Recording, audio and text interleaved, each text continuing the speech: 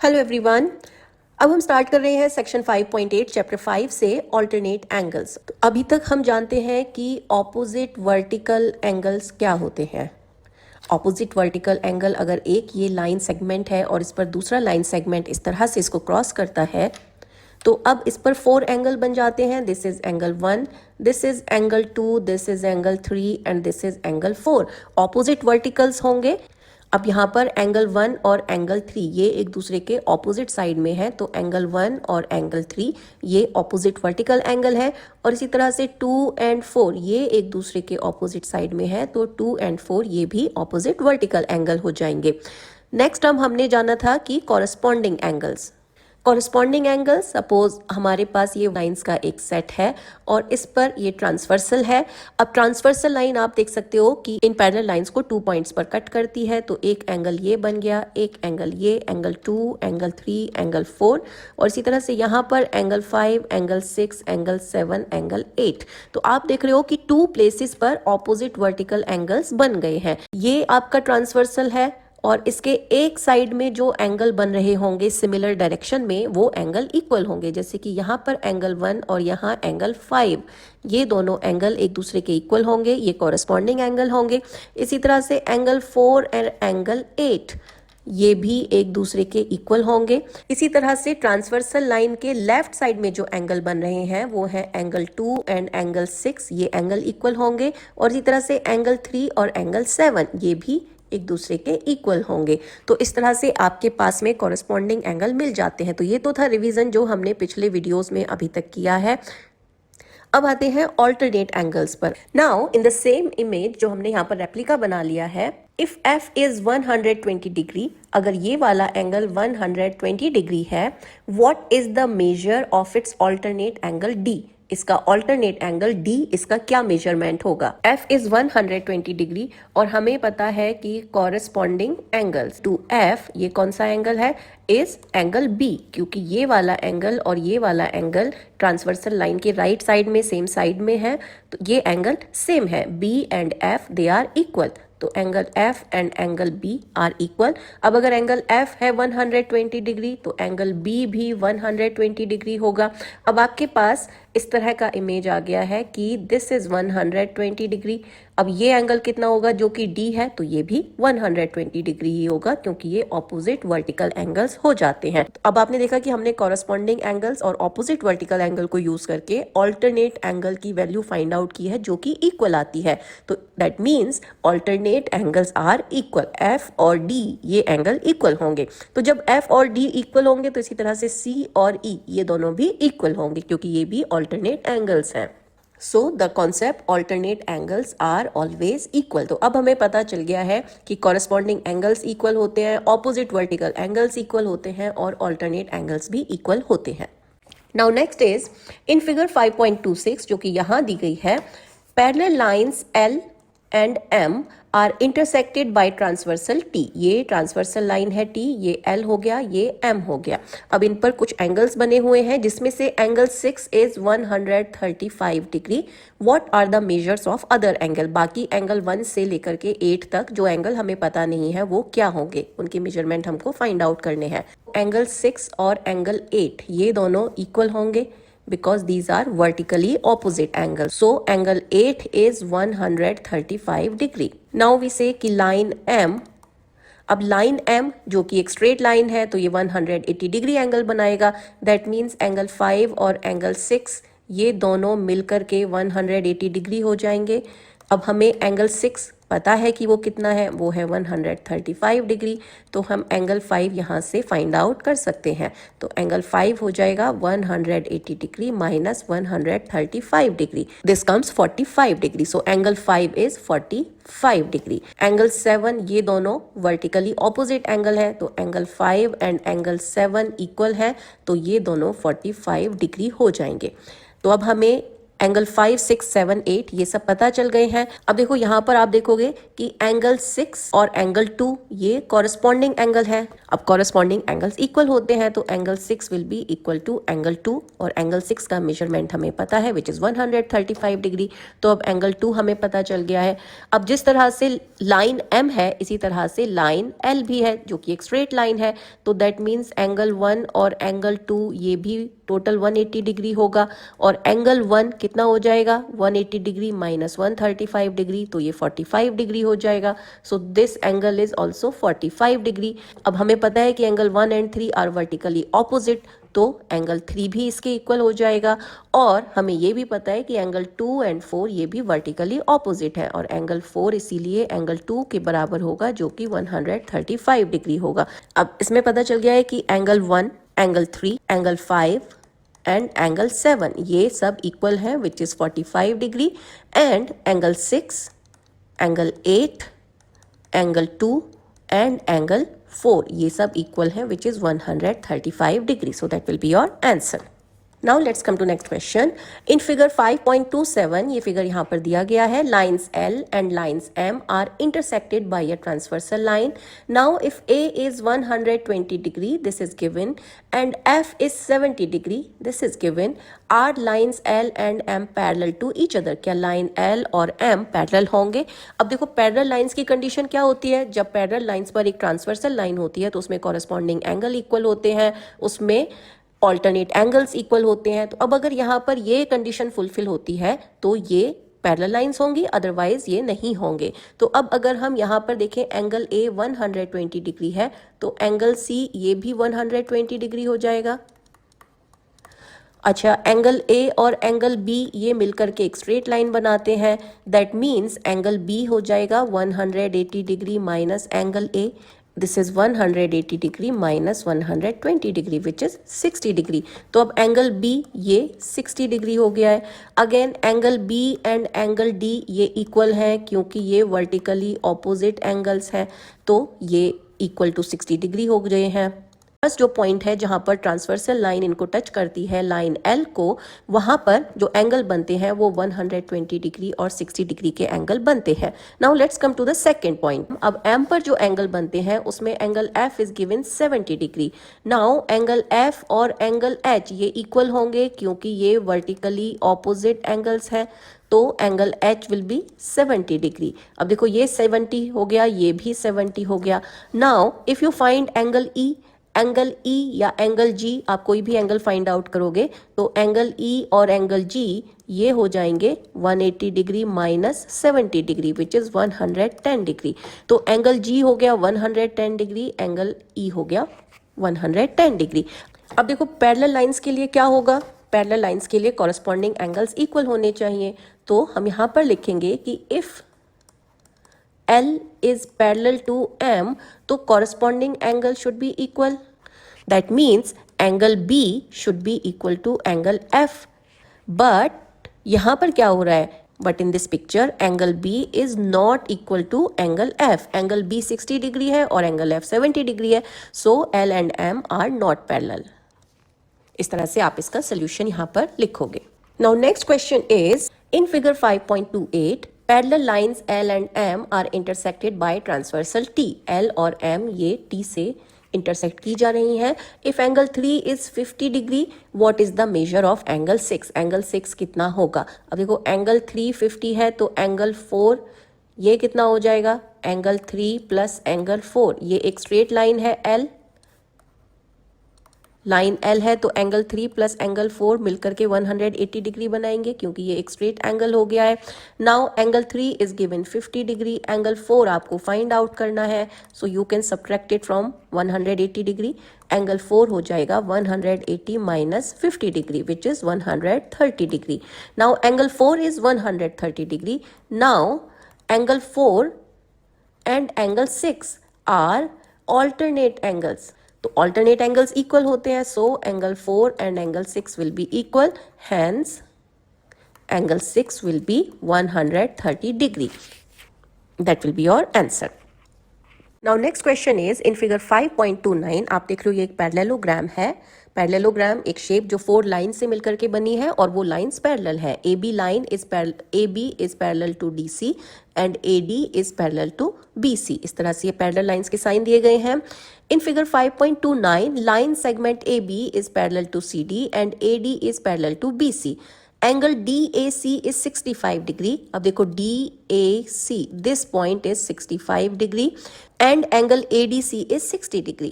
What are the measures of angle CAB?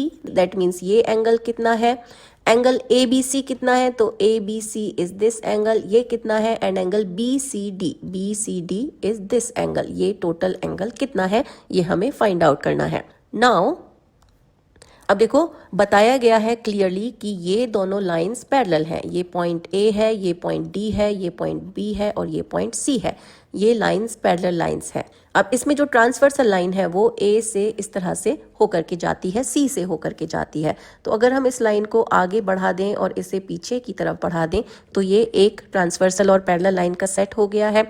Now आपको पता है कि ये वाला एंगल 65 डिग्री है, तो ये वाला एंगल भी 65 डिग्री हो जाएगा क्योंकि ये ऑल्टरनेट एंगल्स हो गए हैं।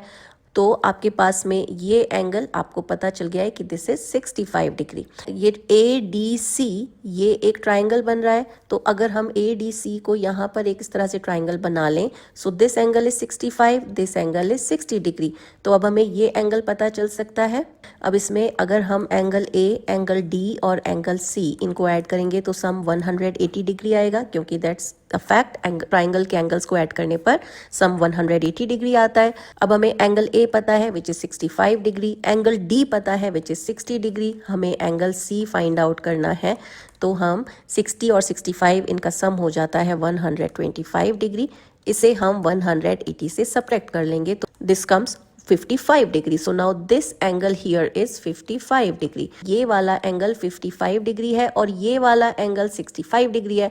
तो टोटल अगर इसका हमें करना हो तो angle BCD it is the sum of angle BCA and angle ACD या DCA, इनका सम है ये। अब ये हो गया 65 डिग्री और 55 डिग्री इनका सम। तो जब आप इन्हें ऐड करोगे so it comes 120 degree. So angle BCD, this bigger angle, that is 120 degree. Now we have to find out this angle. अब देखो ये 65 डिग्री है, ये 65 डिग्री है, ये हमें पता चल गया है। ये यहाँ पर एक लाइन इस तरह से जा रही है और ये दोनों लाइन भी पैरेलल है। Now if this angle is 55, so this angle will also be 55, क्योंकि ये alternate angle हो गई। तो we can write कि angle CAB and angle ACD are alternate angles. So angle CAB will be equal to angle ACD जो कि 55 degree है। तो ये 55 हो गया, ये 65 हो गया। अब जो थर्ड वाला एंगल बचा एंगल B, इसको हम ट्राइंगल के फॉर्मूले से फिर से फाइंड आउट कर सकते हैं। तो अब जो हमारे पास बचा ये आया इस तरह से, ये हो गया A, ये हो गया B, ये हो गया C। इस वाले ट्राइंगल की हम बात कर रहे हैं। This is 55, this is 65। तो अब इस एंगल को हम फाइंड आउट कर सकते हैं ट्राइंगल रूल से। So we will sum angle A, angle B, angle C, इनको अगर हम ऐड करेंगे तो it will be 180 degree. A we have found out 55, C we have found out 65, B have to find। तो इनके सम को हम 180 से सब्ट्रैक्ट कर देंगे, सो it will come 60 degree. So this angle is also found. तो अब इस पैरेललोग्राम में आपको सारे एंगल मिल गए हैं। This angle is 55, this angle is 60 degree and this angle is 55। Now let's begin figure it out exercise. इन्हीं सब कॉन्सेप्ट्स पर बेस्ड ये एक्सरसाइज है। हमें इसमें एंगल्स फाइंड आउट करने हैं। First question is find the angles mark. जो एंगल यहाँ पर मार्क किए गए हैं वो हमें फाइंड आउट करने हैं। तो आप देख रहे हो कि ये एक पैरेलल लाइंस का सेट है और इस पर ये एक ट्रांसवर्सल लाइन जाती है। ये एंगल हमें दिया गया है which is 48 degree.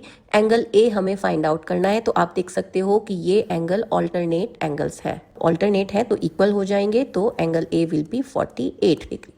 Let's come to B part. अब इसमें एंगल B फाइंड आउट करना है। ये 52 डिग्री है और ये B फाइंड आउट करना है। अगेन ये एक पैरेलल लाइंस का सेट है और इस पर ट्रांसवर्सल लाइन जा रही है। तो आप फिर से देखोगे कि यहाँ पर भी ये दोनों एंगल ऑल्टरनेट एंगल्स हैं। तो ऑल्टरनेट एंगल इक्वल होते हैं, so B is 52 degree. Let's come here in image C.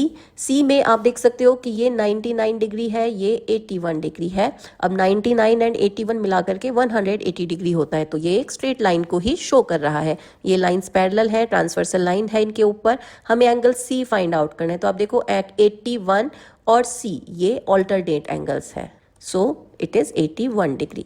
Next हमें एंगल डी फाइंड आउट करना है, तो देखो ये 99 डिग्री और डी ये ऑल्टरनेट एंगल्स हैं, तो डी इज 99 डिग्री।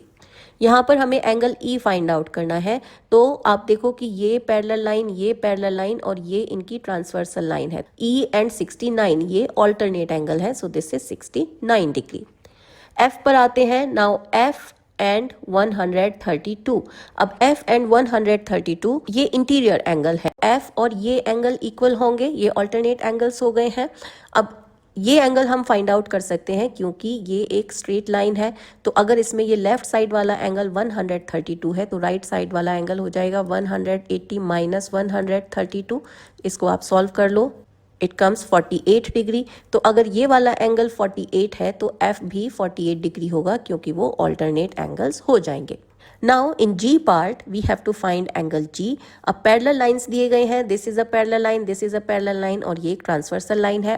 अब इसमें आप देख रहे हो कि ये 58 डिग्री है और इसका साइड में एंगल है 122 डिग्री। अब 122 degree and G these are corresponding angles, तो जी की वैल्यू हो जाएगी 122 डिग्री। सेम वे हमें h फाइंड आउट करना है, तो h और ये 75 ये इक्वल होंगे, तो दिस इज 75 डिग्री। और इसी तरह से i फाइंड आउट करना है, तो i एक ट्राइंगल में है, ये पैरेलल लाइंस का सेट है और ये ट्रांसवर्सल लाइन हो गई है। अब इसमें ये वाला एंगल और ये वाला एंगल इक्वल होंगे, so t is equal to 54 degree. Next is j। अब यहाँ पर आप देख रहे हो कि ये 3 पैरेलल लाइंस का सेट है और इस पर ये एक ट्रांसवर्सल लाइन जा रही है और ये दूसरी ट्रांसवर्सल लाइन है जो पैरेलल लाइंस को कट करती है। एंगल जे हमें फाइंड आउट करना है। ये एक पैरेलल लाइन है, ये एक पैरेलल लाइन है और एंगल जे यहाँ पर बन रहा है। तो आप देखो ये एंगल जे और ये दोनों कॉरेस्पॉन्डिंग एंगल होंगे, तो सपोज इसको हम के नाम दे देते हैं। तो जे एंड के ये इक्वल होंगे क्योंकि ये कॉरेस्पॉन्डिंग एंगल है, लेकिन के इज इक्वल टू 97 डिग्री क्योंकि ये ऑल्टरनेट एंगल हो गए हैं, तो एंगल के इज 97 डिग्री और J and K they are equal, so angle J will be 97 degree. Now question number 2, find the angle represented by A से जो एंगल शो किया गया है वो हमें फाइंड आउट करना है। अब इस इमेज में आप देख रहे हो कि ये वाला एंगल है 42 डिग्री, तो ये वाला एंगल भी 42 हो जाएगा क्योंकि ये ऑपोजिट वर्टिकल एंगल हो गए। अब ये 42 होगा तो ये भी 42 होगा क्योंकि ये ऑल्टरनेट एंगल हो गए। और अब अगर ये 42 होगा तो A will be 180 degree minus 42 क्योंकि ये एक स्ट्रेट लाइन पर बने हुए हैं, will be 138 degree. So angle A is 138, that will be your answer. Let's come to next image. यहाँ पर आप देख रहे हो कि ये पैरेलल लाइंस का सेट है और ये पैरेलल लाइंस का सेट है, so 2 parallel line set are transversal to each other. ये सेम सेट को कट करते हुए जाते हैं। अब देखो ये 62 डिग्री है यहाँ पर, तो ये वाला एंगल भी 62 डिग्री हो जाएगा बिकॉज कॉरेस्पॉन्डिंग एंगल है ये। और अब अगर ये एंगल 62 है तो ये वाला एंगल भी 62 हो जाएगा क्योंकि ये ऑल्टरनेट एंगल्स हैं। और अब ये एंगल 62 है और ये एक स्ट्रेट लाइन है, तो A will be 180 minus 62, it is 118 degree, that will be answer. अब नेक्स्ट पार्ट पर आते हैं, तो यहाँ आप देख रहे हो कि ये 3 पैरेलल लाइंस का एक सेट है और इसमें एक ये ट्रांसवर्सल लाइन कट कर रही है और एक ये ट्रांसवर्सल लाइन कट कर रही है। इमेज में दिखाया गया है कि एक ट्रांसवर्सल लाइन इन तीनों लाइंस को कट करते हुए जाती है और एक लाइन है जो केवल 2 पैरेलल लाइन से होकर के जाती है, तो ये वाला हम सेट ले रहे हैं। अब इसमें this angle is shown 110 degree. अब अगर ये 110 है तो ये भी 110 डिग्री हो जाएगा। ये अंदर की तरफ जो एंगल है ये 35 डिग्री दिया गया है जो कि यहाँ एक इस लाइन से बनता है। हम इस एंगल को फाइंड आउट कर लेते हैं, ये वाला एंगल और इधर जो एंगल होगा ये ऑल्टरनेट एंगल्स हो गए हैं and this one is 180 minus 110 which is 70 degree और इसीलिए ये complete angle this is 70 degree. अब यहाँ आप देखोगे कि ये बीच में 35 डिग्री का एक एंगल शो किया गया है, तो ये 35 और इधर ये हो गया है 70 डिग्री, ये टोटल हो गया है 105 डिग्री। तो अब अगर हम 3 लाइंस जो कि पैरेलल हैं उनके सेट पर आ जाएं तो यहाँ से यहाँ तक का ये एंगल है 70 + 35 विच इज़ 105 डिग्री। इसमें ये एक लाइन जा रही है और ये बीच का एंगल है 35 डिग्री। तो जो बाकी एंगल बचा, तो जो ये एंगल बचा ये हो जाता है 70 डिग्री। तो यही इसी इमेज को यहाँ पर इस तरह से शो किया गया है। अब आपके पास ये कंप्लीट एंगल 105 डिग्री आ गया है। अब ये अगर 105 है तो इस एंगल को हम फाइंड कर सकते हैं, जो कि यहाँ ये शो करेगा, क्योंकि ये एक स्ट्रेट लाइन का पार्ट हो गया है। तो this will be 180 minus 105, that is 75 degree. So this angle is 75। अब ये एंगल 75 है तो ए के राइट साइड में जो एंगल है वो भी 75 हो जाएगा। So this angle is 75। ए दिया गया है यहाँ पर, तो a + 75 डिग्री ये एक स्ट्रेट लाइन बनाता है। तो a की value 180 minus 75 which is 105 degree. So a is 105 degree. That will be your answer. Now let's come to this part. अब देखो इसमें ये 2 पैरेलल लाइंस का सेट दिया गया है, one is this and one is this.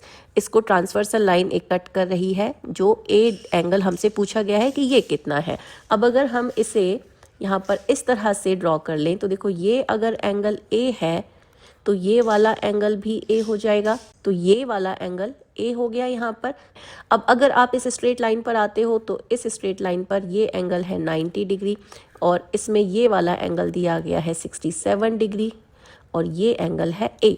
तो 67 + a + 90 ये मिलकर के एक स्ट्रेट लाइन बनाते हैं विच इज़ 180 डिग्री।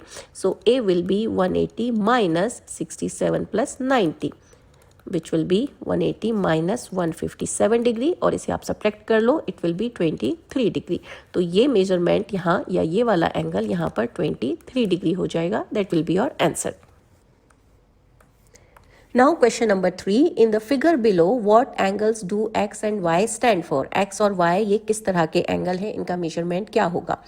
अब देखो ये पैरेलल लाइंस हैं और इस पर ये एक वर्टिकल लाइन है जो ट्रांसवर्सल है।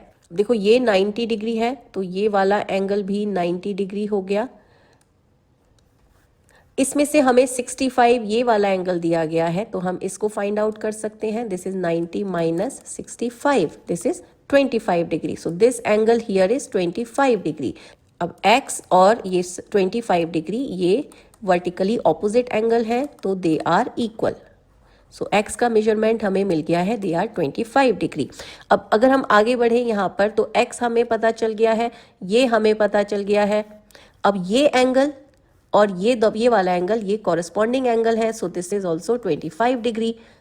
Now if this is 25 this will B 25 क्योंकि ये वर्टिकली ऑपोजिट हो जाएंगे। तो y की वैल्यू हम पता कर सकते हैं क्योंकि y और 25 मिलकर के एक स्ट्रेट लाइन बनाते हैं।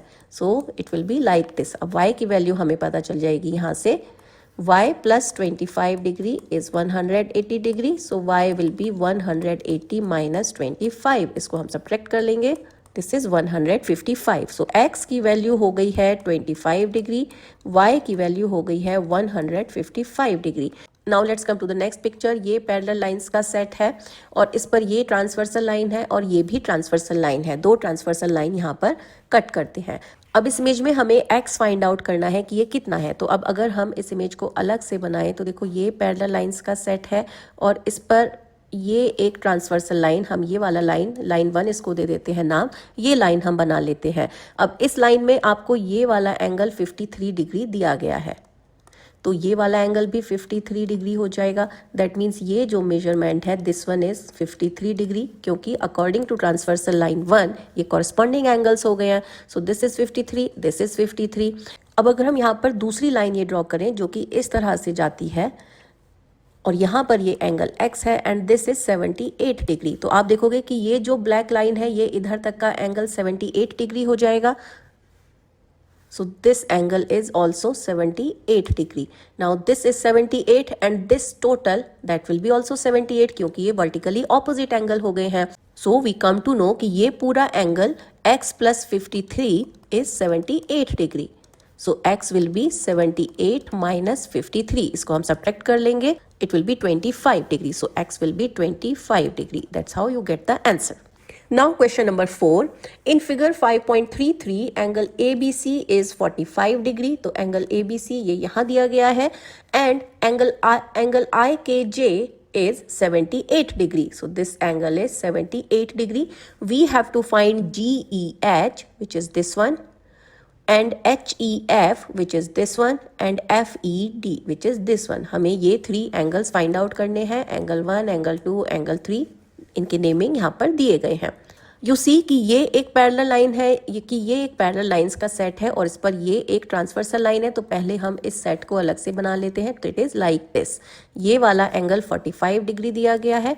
ये C पॉइंट है, ये B पॉइंट है, ये A पॉइंट है. अब अगर यहाँ पर आए तो this is E point, this is G point and this is H point. अब यहाँ पर आप देख रहे हो कि ये transversal line in parallel lines को कट करते हुए जाती है. तो ये अगर 45 डिग्री है so this will be 45 degree as well. और अब अगर ये 45 डिग्री है तो this will be 45 degree as well. So angle GEH will be 45 degree. अब ये देखो, ये दोनों हो गए हैं कॉरस्पॉन्डिंग एंगल और ये दोनों हो गए हैं vertically opposite angle. So that is why angle GEH is 45 degree. Now अब जो हमें दूसरा सेट दिया गया है तो ये एक पैरेलल लाइंस का सेट है और इस पर ये जो ट्रांसवर्सल लाइन है हम ये ड्रॉ कर लेते हैं. ये वाला एंगल दिया गया है 78 degree. So this is J, this is K and this is I. ये IJ के पॉइंट हो गए हैं.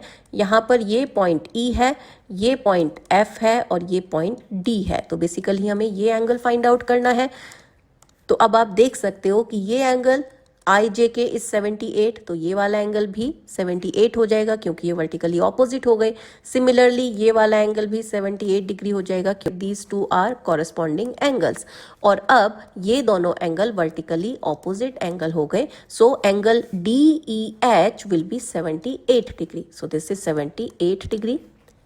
नाउ इफ यू सी ये एक स्ट्रेट लाइन है और अब स्ट्रेट लाइन पर ये पॉइंट E है. हम ये वाला सेक्शन यहाँ पर ड्रॉ कर लेते हैं. ये पॉइंट E है, इस पर ये यहाँ पर G पॉइंट है, यहाँ पर H पॉइंट है, यहाँ पर F पॉइंट है और यहाँ पर D पॉइंट है. अब ये एंगल हमें पता है कि ये 45 डिग्री है. ये वाला एंगल हमें पता है कि ये 78 डिग्री है.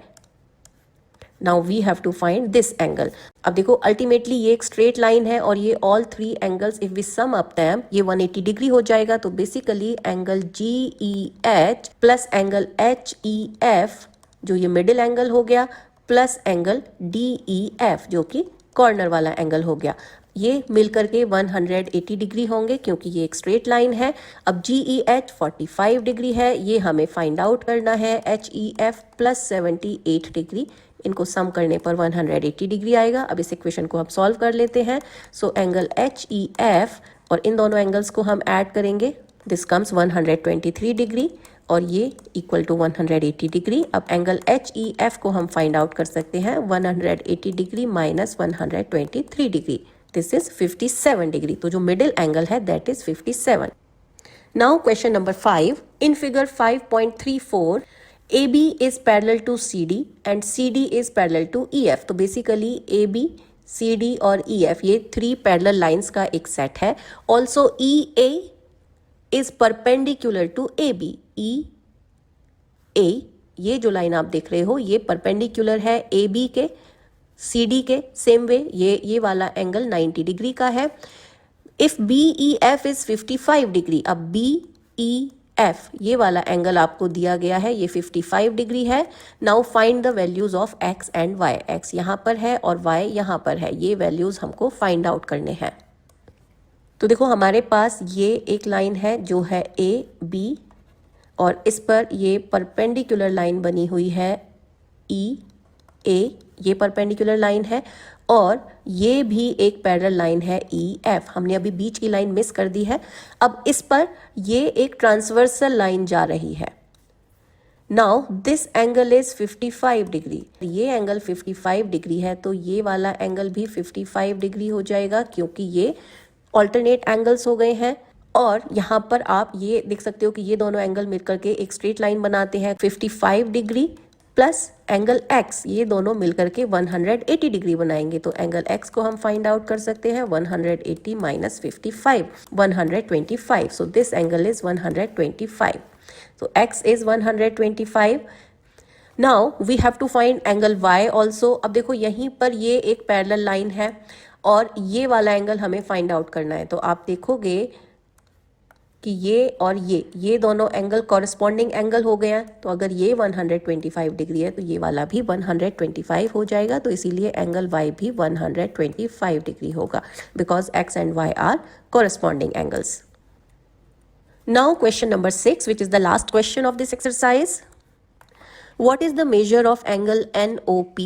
अब देखो N यहाँ है, O यहाँ है, P यहाँ है। ये वाला एंगल A जिसको A से इंडिकेट किया गया है, ये हमें फाइंड आउट करना है। देखो ये एक इमेज दी गई है जिसमें L पॉइंट पर जो लाइन बनी हुई है LM और PQ, ये दोनों पैरेलल लाइंस हैं। आप ये एरो देख सकते हो, दीज लाइंस आर पैरेलल, और उनके बीच में हमें ये एंगल A फाइंड आउट करना है।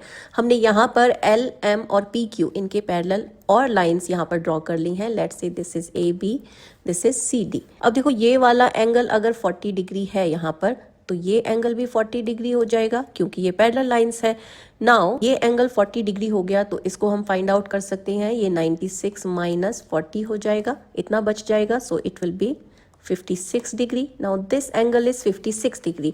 अब आप देखो ये पैरेलल लाइन और ये पैरेलल लाइन, इसमें ये एंगल और ये एंगल, ये दोनों इक्वल हो जाएंगे because this is a transversal line for them. So this is 56 degree again, क्योंकि ये दोनों एंगल ऑल्टरनेट एंगल हो गए हैं। सो दिस इज 56 डिग्री। अब अगर हम लाइन CD और PQ इनको देखें तो this is 52, so this is also 52 degree. तो अब आप देख सकते हो कि A का एक पार्ट 52 डिग्री है और दूसरा पार्ट 56 डिग्री है। इन एंगल्स को अगर हम ऐड कर दें so it will be equal to A। So 56 plus 52, इनको हम ऐड कर देते हैं, it 108 degree. So angle A, इसका मेजरमेंट हो गया है 108 degree. That will be your answer. अब इस क्वेश्चन के साथ में ये एक्सरसाइज एंड होती है, साथ ही हम ये वीडियो एंड करते हैं। अब मैथ्स के नेक्स्ट वीडियो में हम इस चैप्टर में आगे का सेक्शन स्टार्ट करेंगे।